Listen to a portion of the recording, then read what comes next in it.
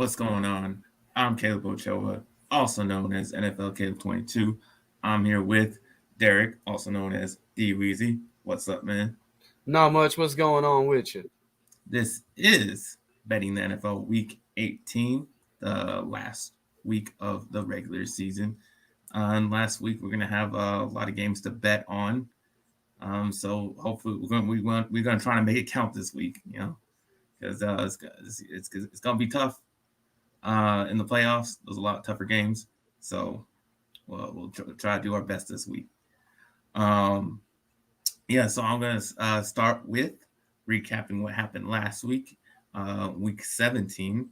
It was a big week for favorites. If you bet favorites, you won a lot. I mean, if you just bet, that's all pretty much all you got to do. Just bet the favorites, and you did pretty good because they went 13-3 this week straight up.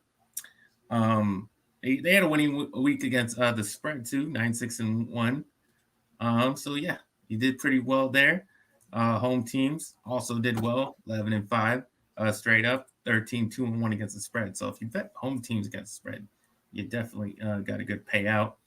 And then over and unders, the unders came back this week and they hit 9 out of the 16 games. So it was a big week for unders. And the biggest upset of the week came in the Raiders and the Colts game. The Raiders were, let me see, let me look it up right now. The Raiders were a 8.5 point underdog, plus 320 on the money line, and they won. They won 23-20. And this was a pretty big upset because of how the Colts were playing. They were just rolling, and they looked like a pretty damn good team. But the Card was trying to give up the game. He had the 2 turnovers in the game. But Wentz just did not help out Jonathan Taylor too much. He was throwing less than 60%, and pretty much I think cost him the game. But yeah, what do you think about this turnout, man? This upset? Honestly, I'm not surprised. Like you said, basically, Wentz did not help his team, and it's been when we've seen Wentz underperform that for whatever reason, this team doesn't rely on Jonathan Taylor in the same manner.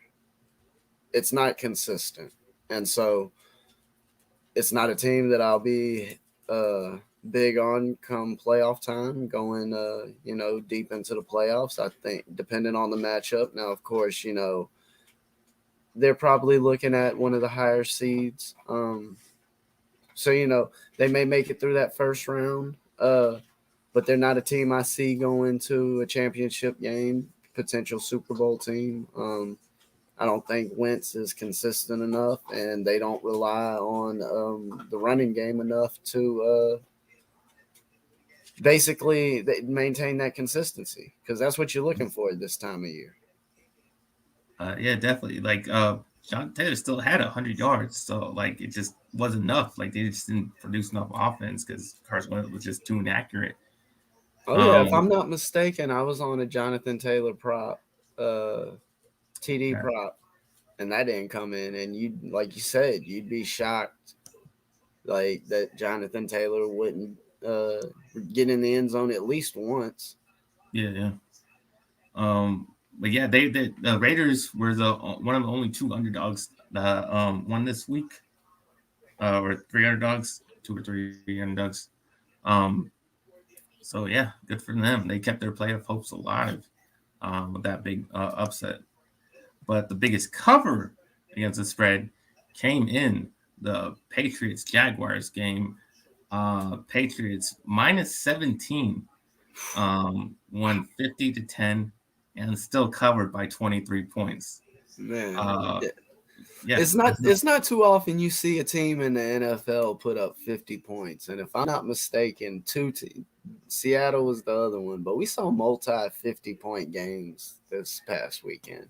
yeah, That's just that's something you don't rarely see that often. Um, yeah, so it's just shocking. yeah. I Like felt you, like it should have been on this game because they did this to another team too, another bad team where they blew them out. That's bad. I forget who it was, but yeah, I shouldn't have been really scared to pick this game. Probably should have gone. I just that 17 points always makes me you know scared to take that kind of a spread. You don't like taking that, but I think I mean with how bad the Jaguars are, and knowing that the Patriots, the Bill Belichick's record against rookie quarterbacks is just like outstanding. I probably should have been more confident that they would probably they probably beat them by 20 points or more, and cover the spread easily. We'll see. Here's my thing. That would be the general thought. The only downside is you wouldn't expect the Jaguars to score as many points as they did. Most people are probably looking at that game and seeing how many points the Jaguars put up. And if Well, they you only did, scored 10. oh, they only scored 10? Yeah. You said, but still covering by 23. Well, yeah, because it was minus 17, 50 All right, minus yeah, sorry, 17. So sorry, they my still bad. covered by 23 points. I didn't see the final score. I thought they scored more Yeah, around if you 20 minus the points. 17, it would be like 33 to 10. So it'd be 23-point cover. Yeah, no, I got you. Yeah. But yeah, I definitely wouldn't expect them to put up that 50 piece, and that's just if you were on the Patriots, good for you because that's a heck of an NFL spread to cover right there. Yeah. Yeah. Well, good on you if you took the Patriots minus the points. All right. The bad beat of the week. If you took the Jets on the money line plus 650, that's a hell of a payout there. If you just make it just like $100 bet, you win $650. Um, so yeah, but and you thought you had it. You thought you had it for most of the game because the Jets led pretty much the entire game except the It's last the 15 seconds. Jets. Yeah, it is It's the the Jets, but Jets. still they only had like 39 seconds left in the game. Uh, I don't even think the Buccaneers were even in the red zone yet. So I thought you would think you feel pretty confident in that, but then here comes a guy that nobody's ever heard of, like Cyril Grayson, makes this 33-yard catch for a touchdown, and just because Antonio throws his fit and walks out of the game, so he has to go in there, and somehow they still end up winning the game. You think after how bad the Bucks were playing, that you felt confident that you had this game, and just makes you feel sick to your stomach just seeing it just disappear like that in the last final seconds of the game there. This was actually a game I was keeping an eye on with the live lines, because when the Patriots scored that first touchdown, I forget Bucks, what the number Bucks. was, but it skyrocketed. It was something insane, like 20 and a half, 21 and a half after that first touchdown. I know the pregame number closed somewhere around that 11, 12, two score range, almost two TD range. So, you see that early touchdown, a lot of game left, that in-game live number, Scott. You definitely expect it to go up, but no, I don't. I even in a couple places where I was tracking stuff, even they pointed out how just unreal this was. And if you'd have jumped in on the Jets plus the money then, that's a major cover. Even later on, as things tied up and the Jets take the lead, if you hit that spread, it was still getting plus 7.5, plus 10.5, plus 11.5 at times. Short of what was the final score? Did they lose? Was it 6? Did they lose by 6 or did they lose 28-24, by I think it was. They lost by 4. 28? Yeah, Say it's that again. 20-24. Yeah. So see, there was a lot of places where you could have hit that money line, or not the money line, but the spread live in game with that. Like I said, with the Jets getting well over a touchdown. Yeah, Even though it was a tie game and at points they had the lead. yeah. I mean, like I said, they led pretty much the entire game. But yeah, they just couldn't hang on to it for a few more seconds. That's all they needed. But it is what it is. But going to my own picks, I did pretty terrible. But I don't feel like I made terrible picks. Like my record was terrible. I went 1-4. But I don't think I made two terrible picks because I mean they were close. Like all of them had a chance of hitting.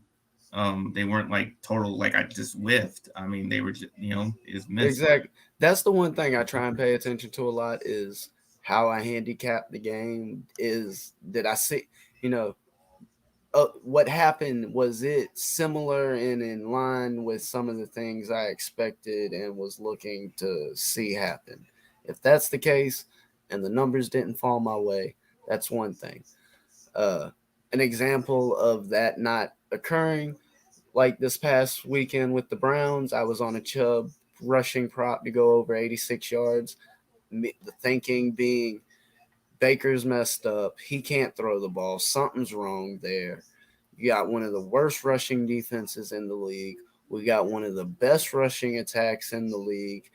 Give the ball to Chubb, feed him all night. Early on in the first half, he had 10 attempts, roughly around 50 something yards, and they still wouldn't go to him. And so, yes, it was, when it was all said and done, the play didn't hit. But at the same time, like I said, I feel it was a smart play.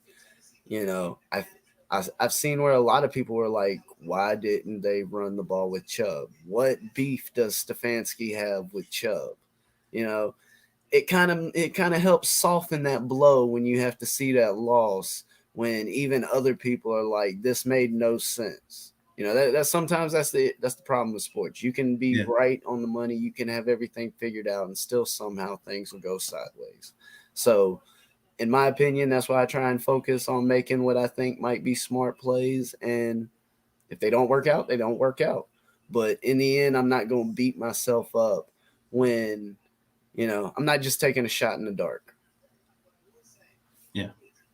But yeah, my only win was obviously my best pick. It was I think we both had this game, the Bengals over the Chiefs.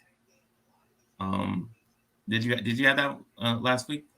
Um, I'd have to double check. I don't have it in front of me, I'm but not sure if we did, but what we did agree on was that we don't trust the Chiefs. That's what we yeah, did that's agree been on. my point all season long. Yeah, and this is And why, because this game is a perfect example of why we don't trust the Chiefs. Um, exactly. I because it, said, I was gonna yeah, say, I said after that Chargers game in places, yeah, they got the win, but they had to pull off something amazing to get that win. That's not something you can rely on. yeah, yeah. But yeah, we saw everybody was talking how good their defense was getting and all that, whatever. And yeah, well, it didn't hold up in this game because they just kept letting the Bengals head back in it. They got torn to shreds by Jamar Chase, and Joe Burrow. Um, and Patrick Mahomes can hang with them pretty much. And they just let him back in the game. They sold them back in and they lost it. That's why I've been saying they just don't seem right to me, and I don't trust them going forward. Um, Did you see where Joe Burrow was dancing on him with the cigar in the locker room? yeah, Yeah, like uh, that's a gamer right there. I think some people might have doubts on Joe Burrow. I can't say that I'm the biggest fan. I don't see things working out in Cincinnati, but that's a gamer right there. It wasn't on the field, it wasn't flashy, it wasn't really meant for everybody else, but it was simple. You know, that's somebody to watch out for down the line. That's for sure. If he can yeah, stay healthy, you know, that Cincinnati connection with Burrow and Chase, that could be something. But yeah, like you said, Kansas City has not had the consistency that you want to see out of what you might consider a perennial contender, a top contender in the league. This year has proven that there have been times where the offense didn't see injuries, but yet that offense went out there and struggled to put up north of 20 points in a game. yeah, That Chargers game, I forget yeah, the exact number, but I think between the fourth quarter and overtime, 29 points were scored. That that means up until the fourth quarter, the Chiefs only had like 10 points in that game. People wanted to say that the Chiefs were back. Who'd they play? They played the Raiders and I believe the Broncos. Yeah. A team like the Chiefs should beat those teams bad. If the Chiefs, were to walk in against Carolina Panthers today, I'm not going to sit here and be like, oh, I think a close matchup. I'm thinking it's going to be, a 3-point spread. No, we're looking at a 10 plus point spread. Uh, so yeah, to say they were back based off that stuff, I don't think really showed it because, like I've said, the offense is not. People want to say they're back. Well, what left? We didn't see a Yeah. lot of injuries. We didn't see key people go down. This isn't. We saw Arizona lose Kyler Murray and Hopkins, and still put together wins and still go out and play at least on par with some of the stuff we saw. You know, That's not the case with Kansas City. Nobody was hurt. No, Hill's been there the whole time. Yes, Edwards has been hurt, but the running back position is not a key figurehead in that offense. That Mm-hmm. offense is built around, a lot of motion, options, even if it's something as simple as a rollout or play action, from my opinion, that offense is designed where you're meant to work through your reads. And so, you know, it's not like Hill's been missing time. Kelsey hasn't been missing time. Um, Even some of I don't follow them day in and out, but I know Pringle, he gets used in the passing game a good bit. A lot of their slot receivers, like they have a rotation that they use, and the offensive line hadn't been banged up. The You know, offside has been great for them. yeah. See, to say that they just that they're back is where did they go? And so I have Yeah. zero faith in that. They're another team where we don't have this consistency. I don't see them going deep in the playoffs. I know that might be the minority opinion, but I've not been big on the Chiefs all season long, and Yeah. I've not been afraid to say it. Yeah. We've both been saying it. You've been saying on LBHG, I've been saying on our shows. Yeah, don't trust them. But anyways, my worst pick, which I don't feel like uh was that like my worst pick because I didn't know that Kirk Cousins would be out until after I made the pick. Obviously, I had the Vikings plus 6.5, but I only picked that because I thought Kirk Cousins would play, and he had played. I think they would have had a shot. I don't think they would have won. Like I said, I didn't think they would win, but I thought they would keep it close. And with whoever they had threw out there Sunday night, that he had no shot to win that game or even come close to winning that game. So yeah, I but will say that what I saw out of Manning, Mannion, I think it's Sean Mannion. His name is. yeah, it was rather impressive. I will say. I mean, I seen a number of drops out there. He might have been, the ball might have been behind a couple guys. There might have been a couple ill passes, but there was a lot of drops left out there on that field. Yeah, well, and he didn't couldn't get it done anyways, but it is what it is. But what was your record this week? Well, I went 2-3. Ended up coming down to that Browns game and them just not covering. Like I said, I expected them to rely on the run game more. Um, and that didn't happen. And you saw what occurred. This team tried to go out and pass the ball, um, and that was not the case. My two wins on the week. I know the Panthers Bucks game was one of them. Um, I don't think that was really in jeopardy, or not the Panthers Bucks. It was Saints. Um, Late TD there, I think ended up covering it. But that game was never really in jeopardy.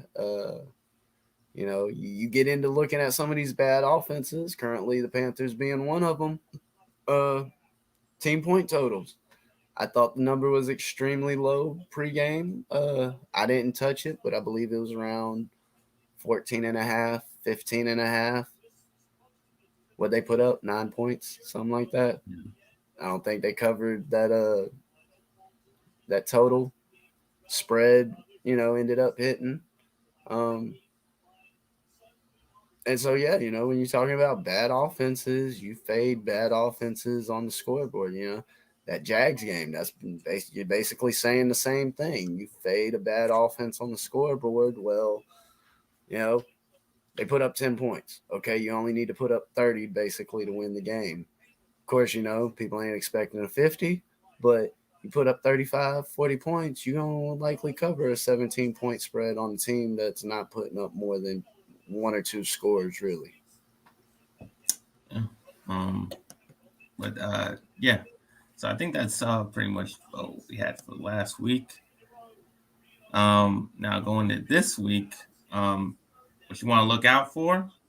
Uh, you got to make sure you get your bets in for Saturday because it's the first finale week that we have Saturday games on. Because usually on like week 17, that all the games we play on Sunday. And we have week 18, so they want to throw Saturday games for I don't know what Yeah, go reason. ahead and tell them youngins that, us older heads, they're a Yeah, little bit older. This ain't nothing new. You get to the end of the year, you got to keep your eye out for the occasional, that rare Saturday game. yeah. So make sure you're getting your bets in for then.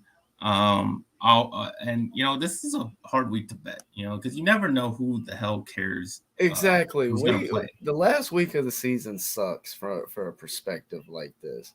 Like anybody in any sort of eliminator league, survivor league, anything like that. I feel for y'all this week because y'all over there sweating. I mean, if you still in it, if you got something riding on this, you over there sweating this week because you don't know who to pick.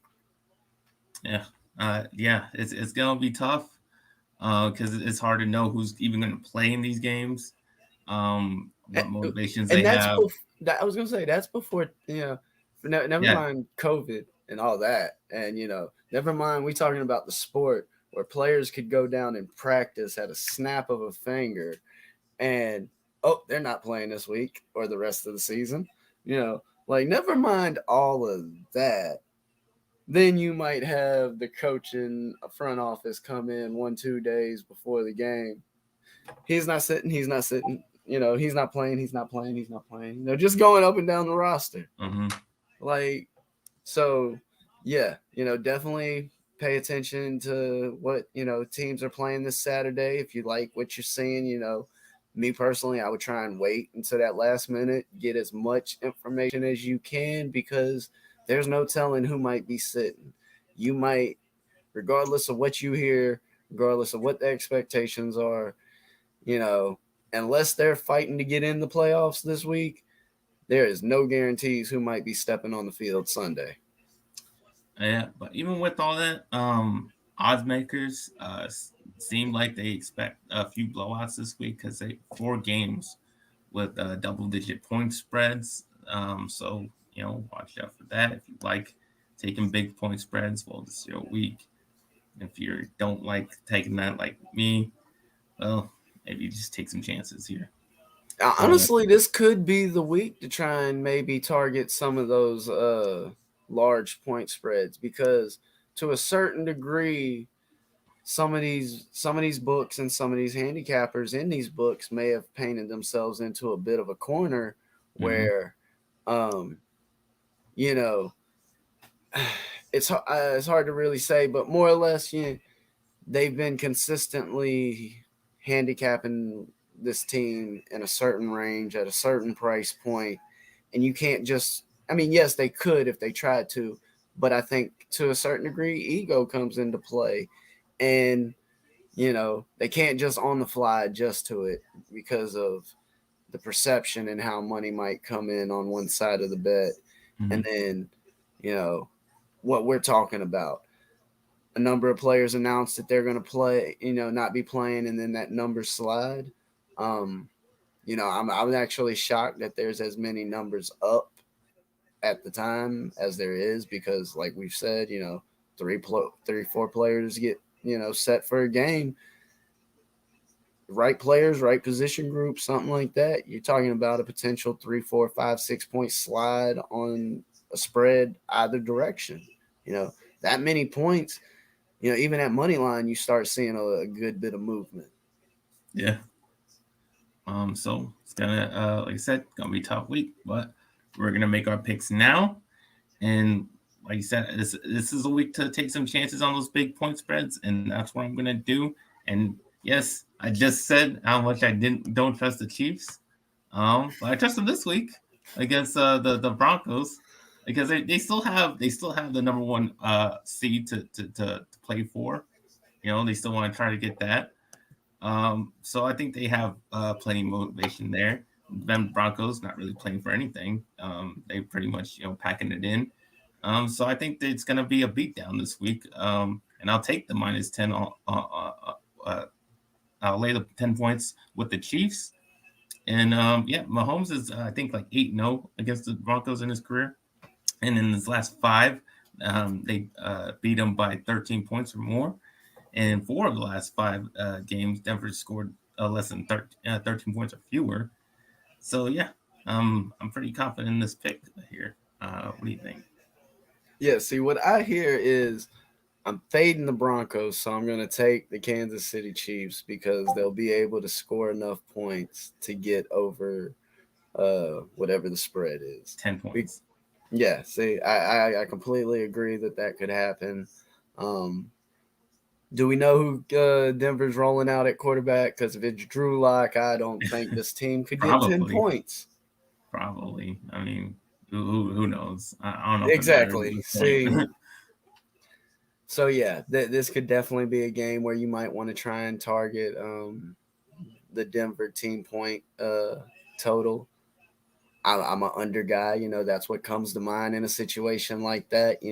They can only put the numbers so low. And with a lot of these teams, with some of this bad quarterback play, we've seen a lot of scores this year that I don't know if it's above par as far as consistency, any sort of trends, but we've seen a lot of scores this year that were sub 14, sub 13, and a number of them that were sub 10 point scores, final totals. Yeah. And that's a hard number. It's hard to put up a total, a team point total for under 14. Some of these books that you can only go so low. So yeah, that might be an angle to target for Denver. I'd feel confident in that spread. I definitely think KC could put up 30, 25, 30 points. That's easily going to cover, in my opinion. Yeah. So it basically comes down to Chiefs score points, Denver doesn't. That's pretty much Exactly. it. All right. My next pick I got is the Detroit Lions +2 at home. I like this home dog. Packers don't. They've already locked up the number one seed. I don't think Aaron Rodgers is going to play much in the game. Probably maybe first quarter, maybe. And the Lions, they play hard, and they especially play hard after they get their ass kicked. Because I've been looking over the schedule. Every time they got the ass kicked, they have a close game the next week. So I think they got their ass kicked last week. So I'm betting on that they'll have a good game this week, and so I'll take them with the 2 points.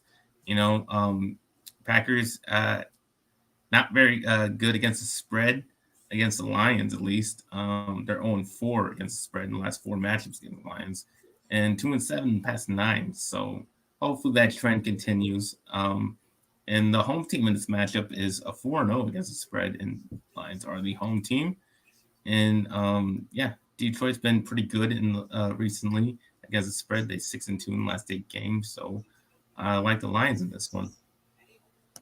Yeah, I was on the Lions last week. I wasn't really too disappointed. That was, like I said, Seattle was that game where they put up 50 points or went over that 50 mark. Detroit came out and they put up, I want to say 24, 29. Yeah. See? Yeah, I think it was 50-29. See, I'm not too upset there. Like, the issue going into that game that you would have been worried about was how well could Detroit's offense keep up with another team. Not to say that I doubt anybody expected Seattle to go up out there and drop that many points. I think people more expected, somewhere in the 35, maybe 40-point range. Uh, but it still made me feel confident seeing that Detroit went out there and was able to put up points on the scoreboard. And, you start getting up around that 30-point mark, even if you took a L, you were moving the ball, you were consistently doing something. You can see teams accidentally fall into a final score of 21-24. uh, but you got to get into the end zone a few times to get up around 30, regardless how many field goals or whatever else goes on. Uh, so yeah, that Detroit slight favorite, likely going to see a lot of Underdog, slight Jordan underdog, Love. slight I mean, underdog. yeah, slight underdog. But you're gonna see a lot of Jordan Love. That's what I'm expecting. Yeah, I expect that as well. Probably no Devontae Adams, no Aaron Jones. I wouldn't be shocked if you didn't even see Dylan out there because he's used as that bruiser. Uh, so Yeah. yeah, this is not the Green Bay Packers you've seen all season. No. So yeah, I got the Lions, and my next one, I I got the Pittsburgh Steelers plus 5.5 at the Baltimore Ravens. I just think it's too many points for a divisional game like this. It's always a pretty close matchup, and I just straight up 5.5, just too many with how the Ravens play. Um, when they do win, it's pretty close. Um, and they just haven't been playing well. They didn't play, uh, and they didn't do enough to win when the Rams were struggling. Um, Stafford wasn't playing good, and they still couldn't win the game. And yeah, Steelers won an ugly game, and I think they can win another ugly game here. Um, so yeah, I got I'll take the points in this one. Yeah, I'm on the other side of this one, but I can definitely see your argument, and that was something that came to mind with this game. I, de- I definitely could see a close game, it being close, um, but it's one of those games where you don't really have faith on either team on either side. I think Huntley's the better quarterback that we'll see play this Sunday. I do think we'll see Ben Roethlisberger out there. Um, you know, like I said earlier, I expected to see the Browns attack more on the run game against Pittsburgh, and that didn't happen. And so we saw Pittsburgh, do pretty well from the defensive side of the ball Yeah, because they played more into their strengths than their weaknesses. I think TJ Watt's gonna be just hunting for that record. So I mean that's gonna play a factor how well they play the I defense. think so, but something to potentially keep in mind: a team that likes to run the ball. That might be something you're able to take advantage of out of a player that plays on the edge like that. You lose that little bit of containment. You know, Huntley is a mobile quarterback. Not to say that they might try and do more QB designed runs, but you lose that outside containment. He is the type of quarterback that can get loose and scamper for 15, 20 yards if nobody's around, can get loose and pick up that easy first down on 5, 6 yards. Um, and that can hurt you over time. Those critical third downs where you got everybody covered downfield and the quarterback just ran for 6 yards and ran out of bounds, first down, next set of plays. Like that's what kills drives that's what kills defenses and keeps drives going. Mm-hmm. So All yeah, I right. think in that game, like I said, I don't have faith in Pittsburgh. This is the type of game where you could potentially score 14 to 19 points and Pittsburgh not be able to cover. Uh, Yeah. but it could be the other way around as well. Yeah. Week Mm. 18. Yeah, anything can happen. All right. So we're on different sides on that one. But next pick I got is the Titans. Another game where it's a big point spread. And I'm taking a chance on minus 10.5 against the Texans. Because when the Texans play, besides the Chargers game, uh, And when they're not playing a terrible Jets and Jaguars team, they suck. I mean, they're really, really bad. Because 12 of the losses this season have come by more than 10 points. Um, and yeah, they're averaging like 13.4 points per game. While the Titans are giving up just 9.8 points per game in the last 4 games. So yeah, Titans playing pretty good defense. Titans can't really score when they're not playing terrible teams. Um, and yeah, the Titans been really good against the spread, 10-5 in the last 15. And Houston's been pretty bad, just 2-4 in the last 6. So I got the Titans minus 10.5. What you think about this? Yeah, I can definitely get behind what you're saying. You know, not even, and see, this is again another situation kind of where, it's not so much that you feel the Titans are going to be this strong. It's that the Texans have been this bad that the Titans don't have to play their best ball to cover the spread. You Mm, know, they can come out and have a slow start, and at halftime, this be a tie game, and go out and in the second half only put up 10, 13 points. And Houston only comes out and matches that, maybe a touchdown, maybe 3 points, like, so there's ways that that spread can still hit in favor of the Titans without a lot of points even being on the board, even as large as that spread is, because of how bad the Texans are. yeah, And, you'd like to try and think we could see more out of this team because of some of the games that are out there. But like you just said, uh, they're averaging less than 14 points a game. That's less than 2 touchdowns a game. I don't even want to think about what the team point total on that might be, because if that's what they're averaging, I would not be shocked if yeah, you are looking at a 10-point total come Sunday or something crazy like that. And like I was just saying, multiple times this season, we've seen sub 10-point games. And in a lot of cases, that means the defense did not give up a touchdown all game long, which is, especially in today's NFL, I think that's a fairly rare feat. And, some of these defenses, they're definitely coming out to perform against these bad offenses. yeah. And the Titans are still fighting. Another team that's still fighting for that #1 seed. So they're gonna go out there and they're gonna try to put it on their rivals. So that's why I like them. All right, I got. Let's see. My last pick here is the San Francisco 49ers plus 4.5 at Rams.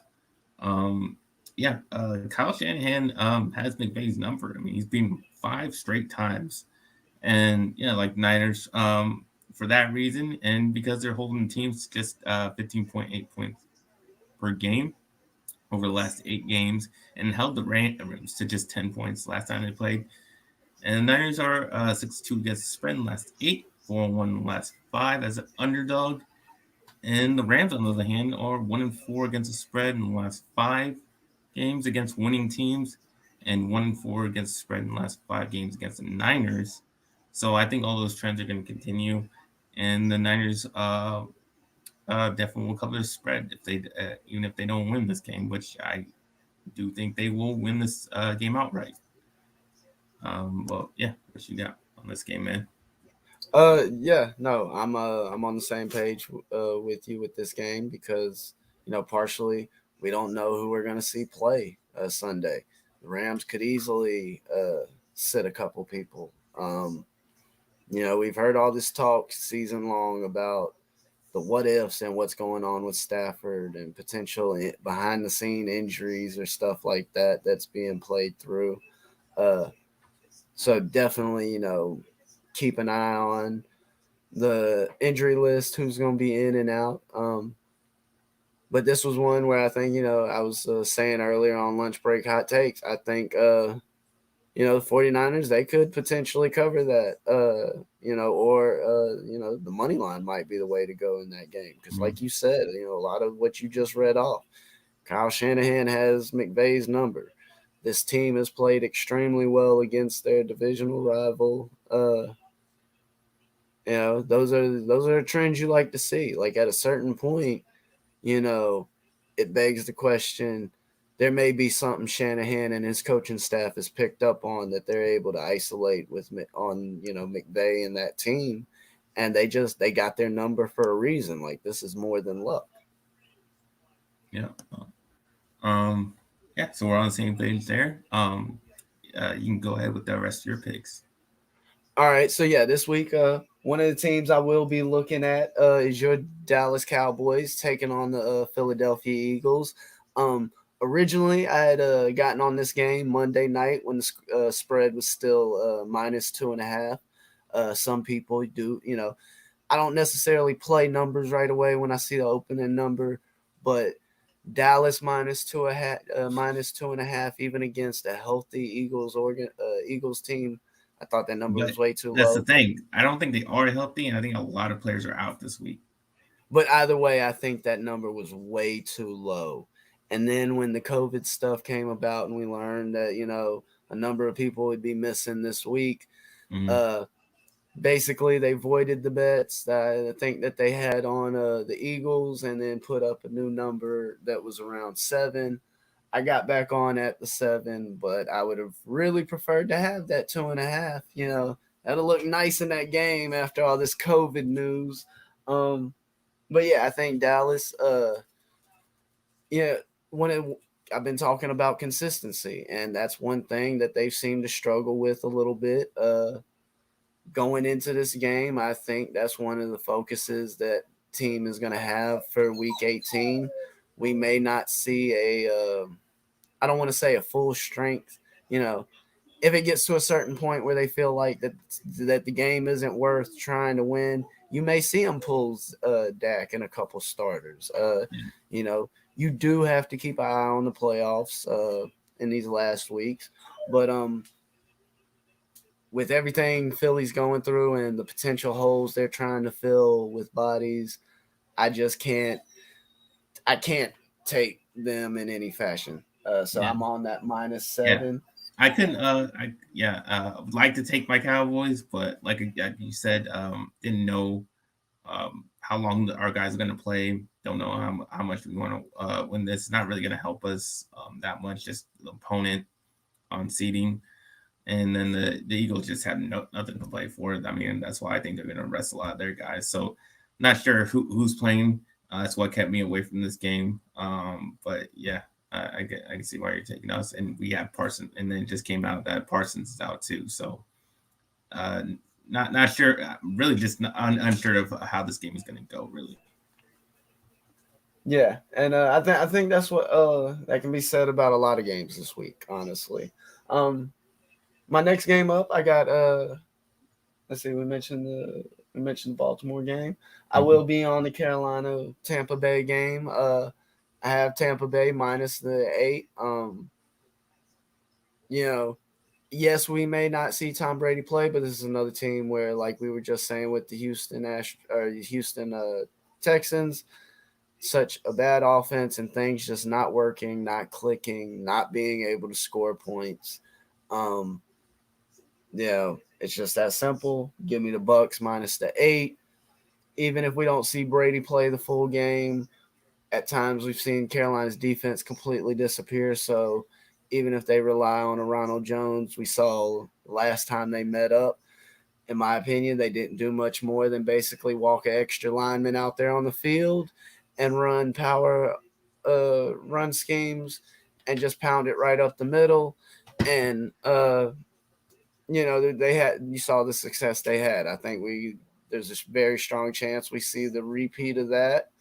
And so yeah, I'll be on the minus 8 there. You don't trust that rotation of quarterbacks y'all got?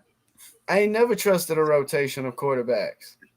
Like, hell, you trusted Sam Darnold more than I did. Let's be real about that. Yeah, Like, I did. I apologize for that, but but yeah. So moving on from that just bad memory.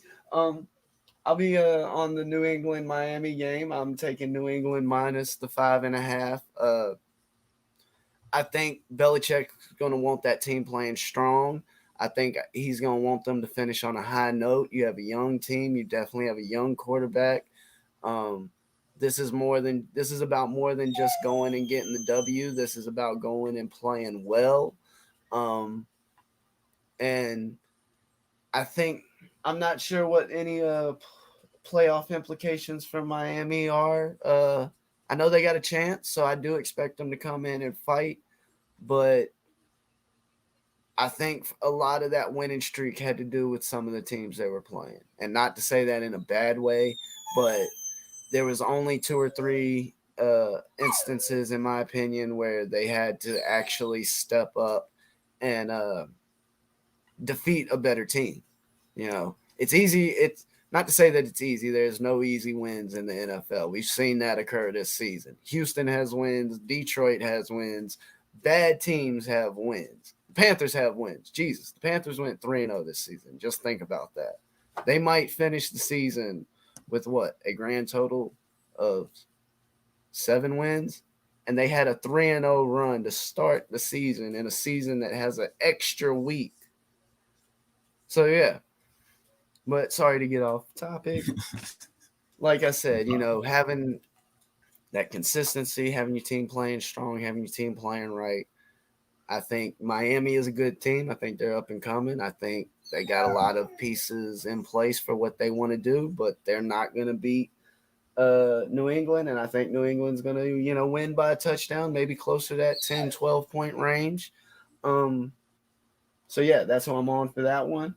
And then my last one, I'm gonna be. I mentioned them earlier how KC beat up on them a few weeks ago, but I'm gonna be fading the Raiders and taking the Chargers -3. Um, like I was just saying, I think with that coaching staff, I don't think the Chargers are necessarily going to sit many players unless it gets a comfortable lead. Um, so I expect to see Herbert. I'm not certain on the full injury report, but just based off some of the numbers, I'm definitely going to back them over the Raiders. 3-point game. Give me the Chargers. Give me that offense. Give me the potential coach of the year. We were talking about, sometimes it's just you're making a smart play and, you having faith in that. And I definitely don't have faith in whatever the Raiders are doing. I know that's your team because, hometown boy and all that. But, they can try again next year. Well, we're gonna show up. Vegas gonna show up for this last final game, and we're gonna show up by that stadium. And they're gonna win. They're gonna win that game. All right, man. That's all your picks. Yeah, that wraps up my picks on the week. All right, man. Last week I went 3-2 on over and unders. I got so obviously I'm doing better on that than betting against the spread. But so we'll go for it again this week, and I have 5 picks. I got Detroit in the Packers game under 42.5 because obviously Aaron Rodgers don't think he's gonna play very much. Um, don't know how much lines are gonna. I don't know if Golf is even playing either. I think he's still out. But either way, I don't think a lot of points are going to be scored by these two teams. Probably be more of a struggle to me, and that's why I'll take the under 42.5. Also, I got the Chargers Raiders game. I do think that'll be a back and forth game. I think both offenses are capable of putting up a lot of points, and it's a big number. Really? You think the Raiders offense is capable of They putting put up up a lot against us. I know that for sure. All right. Well, we'll see.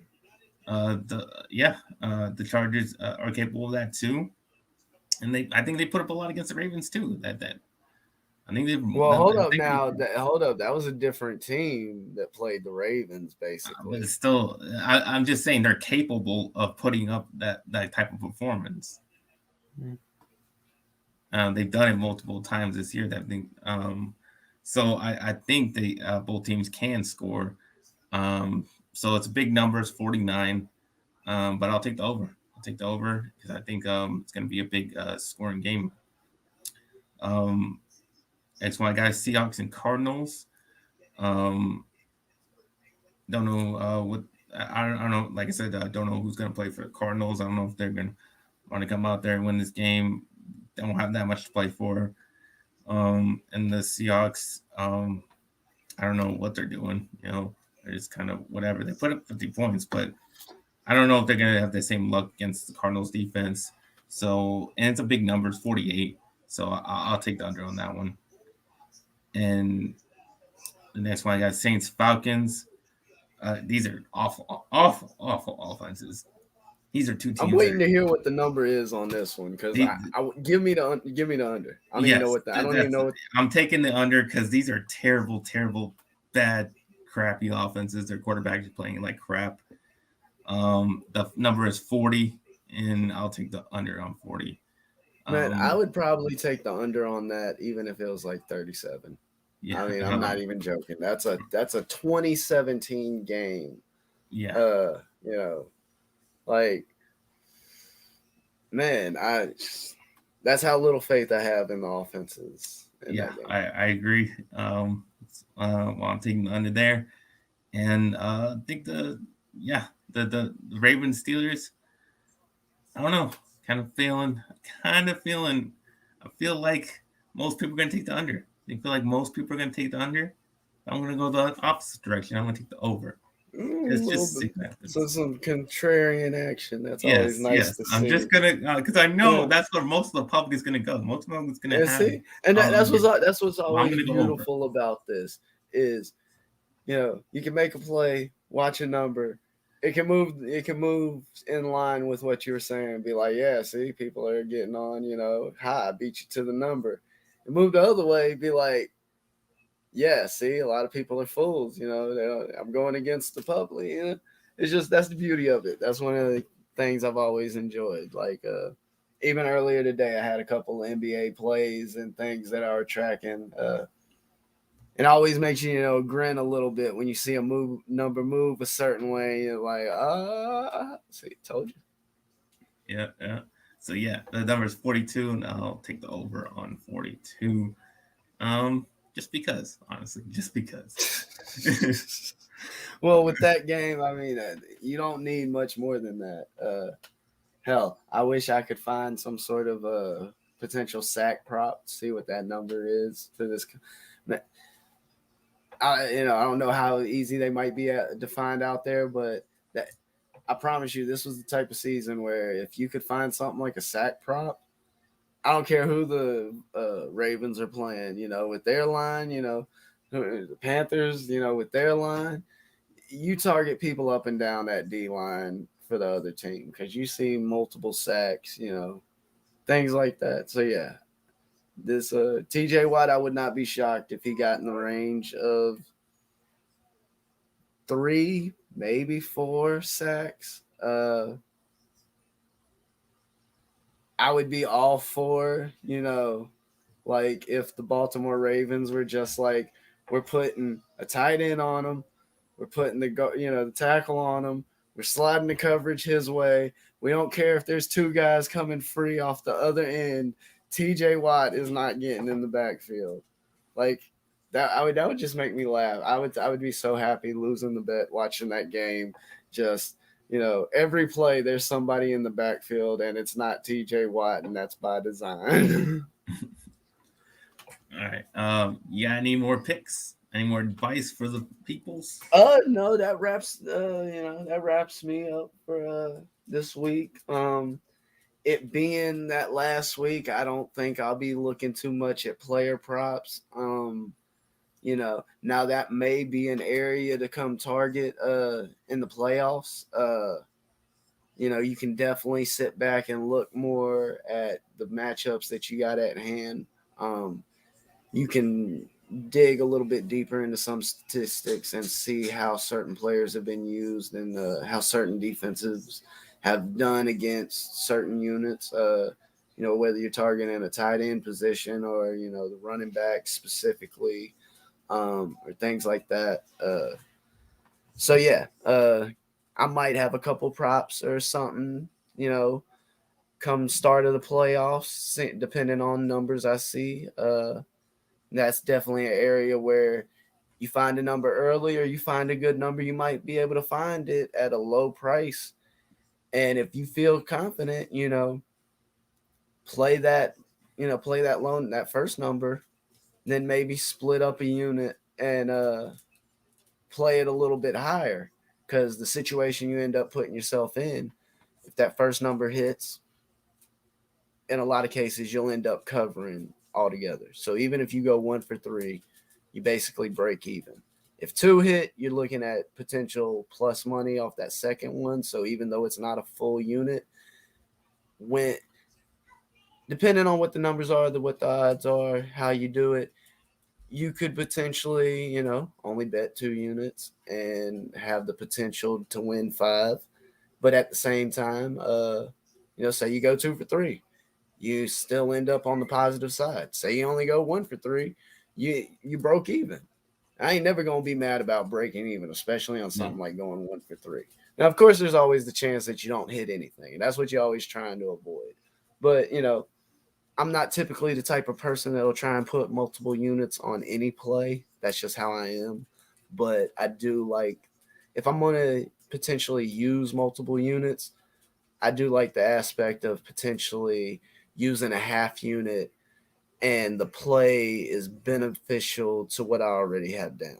Like, it's not some sort of hedge play. Now, I'm not necessarily against the hedge play, but I do like the possibility of, it's not necessarily a middle, but both these plays can hit.